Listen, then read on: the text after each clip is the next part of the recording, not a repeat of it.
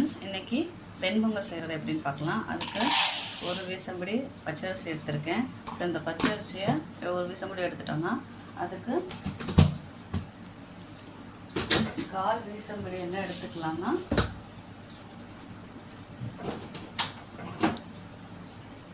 பாசிப்பருப்பு எடுத்துக்கணும்.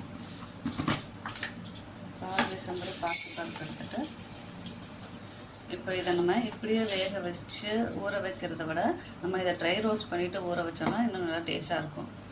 இப்போ அந்த பாசிப்பருப்பு போட்டுக்கலாம். அப்படியே விடாமல் மிக்ஸ் பண்ணிகிட்டே இருக்கணும். வறுக்கிறதுக்கு நல்லா லேசாக இந்த வாசம் வரும். அந்த வாசம் வரப்போ லேசாக நிறம் மாறும். அப்போ அதை நம்ம எடுத்துகிட்டு நம்ம ஊற வச்சுக்கலாம்.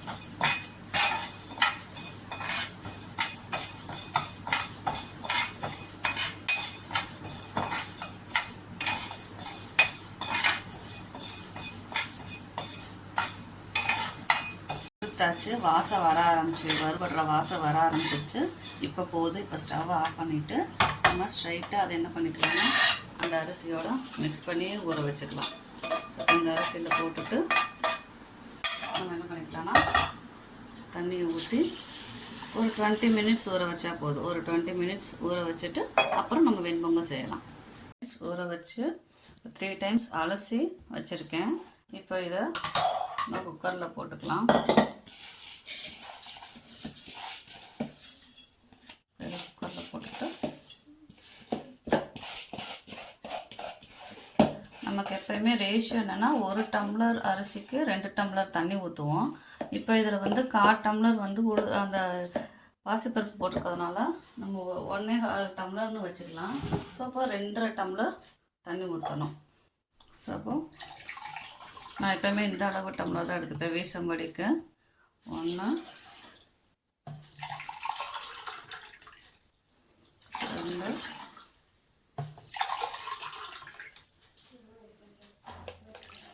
2. கொஞ்சம் உங்களுக்கு பொங்கல் கொலன்னு வரணும்னு நினச்சிங்கன்னா இன்னும் ஒரு 1/4 டம்ளர். சில பேர் கொஞ்சம் ட்ரையாக சாப்பிடுவாங்க, சில பேர் கொஞ்சம் கொலன்னு.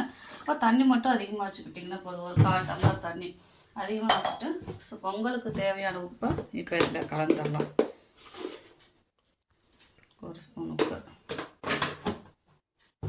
கலந்துட்டு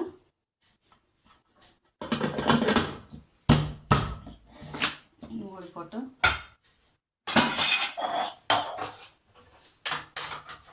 அடுப்பில் வச்சிடலாம். இப்போ இது பெரிய பர்னர்னால நம்ம இது சின்ன குக்கர் தானே. ஸோ அதனால் நம்ம எப்போயுமே சிம்மில் வச்சு தான் குக் பண்ணணும். ஸோ இப்போ சிம்மில் வச்சுட்டு 4 விசில் வரவும் இதை இறக்கிக்கலாம். 3 விசில் வந்துடுச்சு. இப்போ எடுத்து பார்க்கலாம்.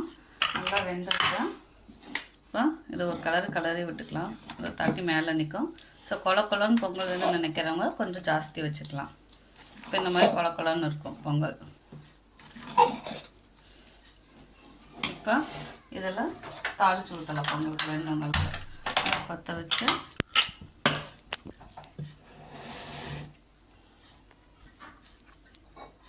நெய் ஊற்றிக்கலாம். அடுப்பு சூடாகட்டும்.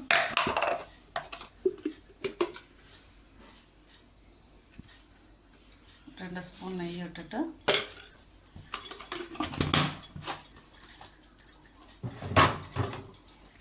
நெய் இதானதுக்கப்புறம் உருங்கினதுக்கப்புறம் மிளகு, சீரகம், இஞ்சி, ஒரே ஒரு பச்சை மிளகா. குழந்தைங்க சாப்பிட்றதுனால நான் கட் பண்ணியோ கீரையோ விடலை. ஏன்னா விதை வெளியே வந்துச்சுன்னா சாதம் காரமாயிரும். அதனால் முழுசாக போட்டுட்டு இதை இப்படி வறுத்து எடுத்துக்கலாம். சும்மா லேசாக அது பண்ணால் போதும். அப்புறம் இறக்குறப்ப கருவேப்பிலையை போட்டு இறக்கிடலாம்.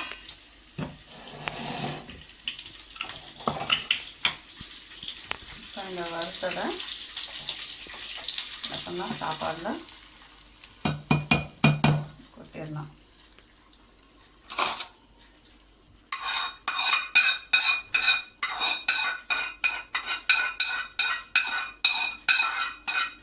கொட்டிட்டு நல்லா மிக்ஸ் பண்ணிடலாம் சாதத்தோட. கொஞ்சம் குறைவாக இருந்தால் தான் கொஞ்சம் நேரம் ஆக ஆக நல்லாயிருக்கும். இல்லைன்னா ரொம்ப ட்ரையாக இருந்துச்சுன்னா இன்னும் ட்ரை ஆயிரும் கொஞ்சம் நேரம் கழித்து ஆறுனதுக்கப்புறம். ஸோ இந்த பதத்தில் எடுத்திங்கன்னா சாதம் நல்லாயிருக்கும். ஸோ இப்போ வெண்பொங்கல் ரெடி. இப்போ இதை நம்ம சர்வ் பண்ணலாம். வெண்பொங்கல்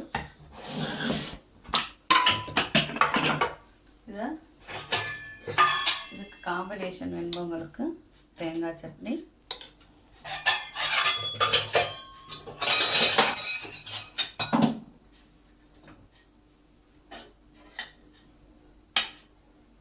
சாம்பாரோட சர்வ் பண்ணால் டேஸ்ட்டு. இப்போ இந்த வெண்பொங்கல் தேங்காய் சட்னி சாம்பாரோட சர்வ் பண்ணால் டேஸ்ட்டு சூப்பராக இருக்கும்.